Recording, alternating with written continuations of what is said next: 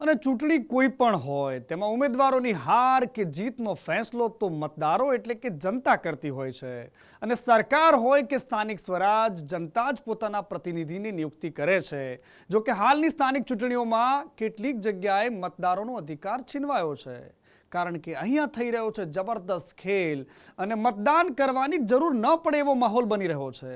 રાજકીય પક્ષોમાં તડજોડ અને મતદારોનો મતાધિકાર છીનવાઈ રહ્યો છે।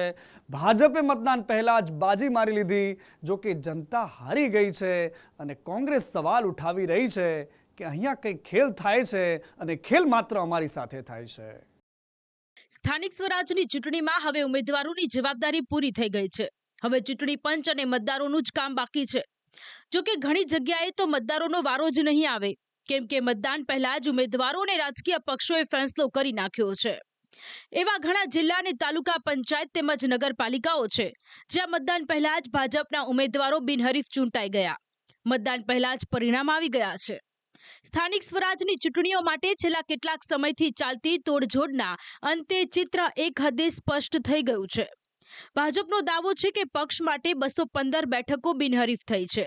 68 નગરપાલિકાની 196 બેઠકો બિનહરીફ છે। જૂનાગઢ મહાનગરપાલિકાની 9 બેઠકો બિનહરીફ છે, જ્યારે તાલુકા પંચાયતની પેટા ચૂંટણીમાં 10 બેઠકો બિનહરીફ થઈ છે। અન્ય જે પરિણામો સામે આવ્યા છે તેના પર નજર કરીએ તો 66 નગરપાલિકામાં મતદાન પહેલા જ 4માં ભાજપની જીત નક્કી છે। બાંટવા, જાફરાબાદ, હાલોલ અને ભચાઉ નગરપાલિકામાં ભાજપની જીત નક્કી છે। ચારેય પાલિકામાં ભાજપના બહુમતી ઉમેદવારો બિનહરીફ થયા છે। જો કે કોંગ્રેસે ભાજપના આ પરિણામો પર સવાલ ઉઠાવ્યા છે। કોંગ્રેસે ભાજપ પર પોતાના ઉમેદવારોને ધાક ધમકીથી ફોર્મ પરત ખેંચાવ્યા હોવાનો આક્ષેપ કર્યો છે। કોંગ્રેસે પોલીસ અને ચૂંટણી પંચની કામગીરી પર પણ સવાલ ઉઠાવતા ચૂંટણી કમિશનરને રજૂઆત કરી છે। મહાભારતમાં કૃષ્ણ અર્જુનને યાદ કરાવતા હતા કે તમારી શું શક્તિઓ છે, અને એ જ રીતે ઇલેક્શન કમિશનર સાહેબને અમે એમની શક્તિઓને યાદ કરાવવા માટે આવ્યા હતા। જે રીતે અરાજકતા ફેલાઈ છે એ ફોર્મ ભરતા રોકવા ધાક ધમકી આપી, એના ઓડિયો પણ છે। એનાથી વિશેષ જો એણે ફોર્મ ભરી દીધું હોય તો ચાહે એ મહિલા હોય તો એ મહિલાને પણ 2 દિવસ અગવા કરી દે। ભાજપને મતદાન પહેલા જ જીતની ઉજવણીનો મોકો મળી ગયો। આ દ્રશ્યો અમરેલીના જાફરાબાદના છે, જ્યાં નગરપાલિકાના 28 સભ્યોમાંથી ભાજપના 16 ઉમેદવારો સત્તાવાર રીતે બિનહરીફ થઈ ગયા। ધારાસભ્ય હીરા સોલંકીએ પોતાના નિવાસસ્થાને ઉજવણી કરી, વિજેતાઓને મીઠાઈ ખવડાવી, ફૂલોની માળા પહેરાવાઈ। જૂનાગઢમાં પણ ભાજપને મતદાન પહેલા જ લોટરી લાગી।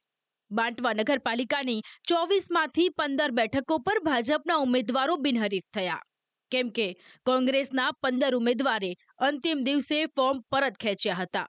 આટલું જ નહીં, જૂનાગઢની તાલુકા પંચાયતોમાં પણ ભાજપને ફાયદો થયો છે। જૂનાગઢ જિલ્લાની બાંટવા નગરપાલિકાની ચૂંટણીમાં 24માંથી 15 બેઠકો ભારતીય જનતા પાર્ટી તરફી બિનહરીફ થઈ ગઈ છે। બાંટવા નગરપાલિકામાં 15 બેઠકો, માંગરોળ નગરપાલિકામાં 4 બેઠકો, એક તાલુકા પંચાયત આમાં કોંગ્રેસના ઉમેદવારોએ ફોર્મ ખેંચી લીધું હોવાથી ભારતીય જનતા પાર્ટીની આ તમામ બેઠકો બિનહરીફ થઈ છે। ફોર્મ પરત ખેંચવાના છેલ્લા દિવસે ઘણી જગ્યાએ હાઈ વોલ્ટેજ ડ્રામા પણ જોવા મળ્યો। ભાજપ એવો દાવ ખેલ્યો કે કોંગ્રેસ અને આમ આદમી પાર્ટીના પોતાના ઉમેદવાર બચાવવા આમ તેમ દોડવું પડ્યું, તો બીજી તરફ ઉમેદવારોમાં ઉમેદવારી કરવાથી વધુ ઉમેદવારી પાછી ખેંચવાની હોડ જામી। છેલ્લા દિવસે એવા પણ બનાવ સામે આવ્યા જ્યાં કોંગ્રેસે ભાજપ પર પોતાના ઉમેદવારો પર દબાણ કરવાનો આક્ષેપ કર્યો। મહેસાણાની ખેરાલુ તાલુકા પંચાયતની ડાલીસણા સીટ બિનહરીફ થતા કોંગ્રેસે ભાજપ સામે મોરચો ખોલી દીધો। કોંગ્રેસના ઉમેદવાર કાળુજી ઠાકોરે ઉમેદવારી પરત ખેંચતા કોંગ્રેસે આક્ષેપ કર્યો કે ભાજપે પૈસાથી તેમનો ઉમેદવાર ખરીદ્યો છે। પણ અમે કહ્યું હતું કે ભાઈ તમે આવા લોકોને પેધવાનો છો શા માટે? તમે પૈસા આલી અને આવા લોકોને જો પેધવાન થયો તો આ તાલુકાની પરિસ્થિતિ શું થઈ છે? આ તાલુકાનું રાજકારણ કેવી રીતે ચાલશે? પૈસાથી જ ચાલશે એટલું? અને પૈસાથી જ આ ધંધો કરવાનો હોય તો પછી ચૂંટણી જ ના કરો ને। અમે તો કહીએ છીએ કે ચૂંટણી જ ના કરો। વલસાડના ધરમપુરમાં તો ભાજપ કોંગ્રેસના કાર્યકરો સામે આવી ગયા। નગરપાલિકા માટે ફોર્મ પરત ખેંચવાના અંતિમ દિવસે મામલતદાર કચેરીમાં ધક્કા મૂકીના દ્રશ્ય સર્જાયા।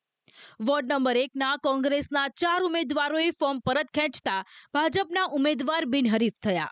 આ સાથે જ કોંગ્રેસે ચૂંટણી અધિકારીની કચેરીને માથે લીધી. ભાજપ પર દાદાગીરી કરવાનો આક્ષેપ કર્યો. રાજકોટની ઉપલેટા નગરપાલિકામાં 13 ફોર્મ પરત ખેંચાતા ભાજપની જીત લગભગ નિશ્ચિત થઈ ગઈ છે. કોંગ્રેસના 6, આપના 6 અને એક અપક્ષે ફોર્મ પરત ખેંચતા ભાજપે દાવો કર્યો કે કોંગ્રેસ વેરવિખેર થઈ ગઈ છે. તો બીજી તરફ કોંગ્રેસના આગેવાને એવો દાવો કર્યો કે ભાજપે કોંગ્રેસના ઉમેદવારોને લોભ, લાલચ અને ડર દેખાડીને ખરીદી લીધા છે. તમામે અમારા કોંગ્રેસ પાર્ટીના જે પણ વોર્ડવાઇઝ સભ્યો હતા જેમને ફોર્મ ભરેલા હતા એની ઉપર ખૂબ પ્રેશર કરી એન કેન પ્રકારે ધાક ધમકીથી માંડી અને જે પૈસાની લોભ લાલચ આપી અને કોંગ્રેસ પાર્ટીના જે ઉમેદવારોને ફોર્મ ખેંચવામાં આવ્યા છે. અમારા ઉપલેટા ધોરાજી વિસ્તારમાં કોંગ્રેસ વેર વિખેર થઈ ગઈ છે. કોંગ્રેસના ઉમેદવારોને કોઈ પણ જાતનો કોંગ્રેસ ઉપર ભરોસો નથી અને કોંગ્રેસના ઉમેદવારો ભારતીય જનતા પાર્ટીમાં જોડાઈ રહ્યા છે. જે બેઠકો બિનહરીફ થઈ છે ત્યાંના મતદારોએ હવે મતદાન કરવાની જરૂર જ નહીં પડે, એટલે કે પ્રતિનિધિ પસંદ કરવાની તક તેમને નહીં મળે. એવામાં મતદાનની આ પ્રક્રિયા લોકશાહી ઢબે ચૂંટણીના દાવા પર પણ સવાલ ઊભા કરે છે. બ્યુરો રિપોર્ટ, સંદેશ ન્યૂઝ. અને આ બાજુ યાત્રાધામ અંબાજીમાં કોરિડોરની કામગીરી માટે મોટા પાયા પર ડિમોલિશન થયું. જો કે આ કામગીરીએ અનેક પરિવારોના માથા પરથી છત છીનવી લીધી છે. એક જ વસાહતમાં 89 મકાનો પર બુલડોઝર ફરી વળ્યું અને અનેક પરિવારો રસ્તા પર આવી ગયા. દુઃખની વાત એ છે કે આ નિષ્ઠુર તંત્ર દ્વારા પરિવારો માટે કોઈ જ વૈકલ્પિક વ્યવસ્થા ન કરાઈ અને તેનું જ પરિણામ છે કે અનેક પરિવારો પોતાના બાળકો સાથે, મહિલાઓ સાથે કડકડતી ઠંડીમાં માં અંબાની ગોદમાં એ રસ્તા પર સૂતા છે. શરમ કરો. ખીચોખીચ બેઠેલા વડીલો અને ખુલ્લામાં સૂતા બાળકો, ઠંડીમાં માથે છત નથી, શરીર પર નથી ધાબળા, રાત્રે ઊંઘ ખેંચવાની જગ્યાએ જાગવાની મજબૂરી. આ દ્રશ્યો કોઈ મેળાવડામાં આવેલા લોકોના નથી, ના કોઈ કુદરતી આપદાએ તેમને આવી રીતે બેસવા મજબૂર કર્યા છે. આ દ્રશ્યો તંત્રની બેદરકારીનું પરિણામ છે, જેની સજા મોટેરાઓથી માંડી નાના બાળકો ભોગવી રહ્યા છે. આ લોકોનો આશરો કાયમ માટે છીનવાઈ ગયો છે. ઠંડીની કડકડતી રાતમાં પણ આ પરિવારો ખુલ્લામાં સૂવા મજબૂર છે. આ દ્રશ્યો છે યાત્રાધામ અંબાજીના, જ્યાં છેલ્લા કેટલાક સમયથી ચાલતી કોરિડોરની કામગીરી માટે ઘણા દબાણો દૂર કરવામાં આવ્યા છે. તંત્રનું બુલડોઝર શહેરના ગબ્બર રોડ પર આવેલ રબારીવાસ પર પણ ફર્યું, જ્યાં કાચા પાકા મકાનો તોડી નાખતા 89 પરિવારો રસ્તા પર આવી ગયા. બાળકો હવે ઠંડીમાં ખુલ્લામાં સૂવા મજબૂર છે. પશુઓની સાથે લોકો પણ રાત વિતાવી રહ્યા છે. એવી મને ખાતરી નથી કે ભાઈ આ મકાનો હમણાં તૂટી જશે, એવી અમને ખાતરી નથી. અને સરકાર જો પેલા એવું હતું કે પેલા સૂચના આપેલી હોત કે ભાઈ તમારા મકાન તૂટી જશે, તમે પાકા બનાવતા નહીં, તો અમે ના બનાવત. પણ હવે આજે પાકા બનાવી દીધા અને હવે આ ટોળોમાં આવે છે એટલે અમે બનાવવાની અમારી શક્યતા છે નહીં સાહેબ. અમારી કેપેસિટી ઓછી છે, બરાબર, એટલે અમે બહુ હે ને મજૂરી કરીને અમારો ધંધો ચલાવીએ છીએ અમે. તંત્ર દ્વારા આ પરિવારોને આશરા માટે વૈકલ્પિક વ્યવસ્થા તો કરાઈ, પણ એક સપ્તાહ પછી પરિસ્થિતિ જેમની તેમ છે. વ્યવસ્થાના નામે ઠાકોર સમાજની બોર્ડિંગમાં માત્ર 11 રૂમોની વ્યવસ્થા કરાઈ. સવાલ એ છે કે 89 પરિવારો આ 11 રૂમમાં કેવી રીતે સમાય? જગ્યા ઓછી પડતા મોટા ભાગના પરિવારો રોડ ઉપર આબ અને નીચે ધરતીની વચ્ચે આવીને વસી ગયા.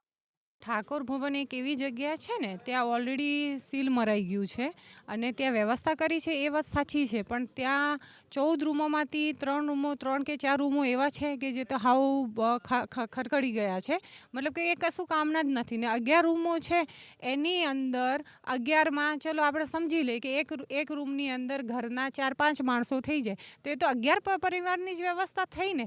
89ના ગુણ્યા કરીએ તો 700 જેટલો પરિવાર થાય સંખ્યા. તો છતાં આટલા દિવસ હોવા છતાં જો 11 મકાનો આપે જો 89 લાભાર્થીઓના મકાન તોડ્યા હોય તો આ લોકો કઈ રીતે રહેતા હોય પોતે જ વિચાર કરવું જોઈએ કે આજ તારીખ સુધી એ લોકો કે અમે વ્યવસ્થા કરી આપી છે, અમને દેખાઈ રહ્યું છે કે વ્યવસ્થા કઈ રીતે કરી. સંદેશ ન્યૂઝે આ બાબતે બનાસકાંઠા કલેક્ટર સાથે વાત કરવાની કોશિશ કરી તો તેમણે કંઈ પણ કહેવાનો ઇનકાર કરી દીધો. તેમના માટે કદાચ આ લોકોની સમસ્યા નથી, પણ મકાન ગુમાવનારા લોકોમાં તંત્ર સામે ભારોભાર રોષ છે. તેઓ ઘરની સામે ઘર માંગી રહ્યા છે. અમે 6 વર્ષથી અહીં રહીએ છીએ. અમારા બાપ દાદા રહેતા હતા, આજે 3-3, 4-4 પેઢીઓ થઈ ગઈ છે. બરાબર છે. જે સરકારનો વિકાસ કરવો હતો એ વાતે અમે વિરોધ કરતા નથી. ને અમારે ઘર પડી ગયા તો ઘરના જગ્યાએ અમને ઘર આપો. આજે 6-7 દિવસથી અમે રોડ ઉપર બેઠા છીએ. નાના છોકરા અમારે ઠંડીમાં છે, અમારા વિદ્યાર્થીઓ ભણે છે, એમનું ભણતર બગડે છે. અત્યારે અમે રોડ ઉપર બેઠા વગર સરકાર આજ દારામથી અમારે કોઈ માહિતી લેવા આવ્યા નથી. કે અમારું ઘર પડ્યો, એક તો અમારે ઘર જોઈએ, અમારી માતાજી કોમ માટે કોઈ અમે ના પાડતા નથી. બરાબર, માને કોમ માટે કોણ ના પાડે? કોઈ ના પાડતું નથી. બરાબર, એક તો અમારે ઘર જોઈએ.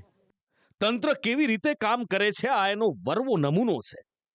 હવે જોવાનું એ છે કે પોતાને સંવેદનશીલ ગણાવતી સરકારના કયા મંત્રી આ લોકોની વહારે આવે છે. લક્ષ્મણ ઠાકોર, સંદેશ ન્યૂઝ, બનાસકાંઠા.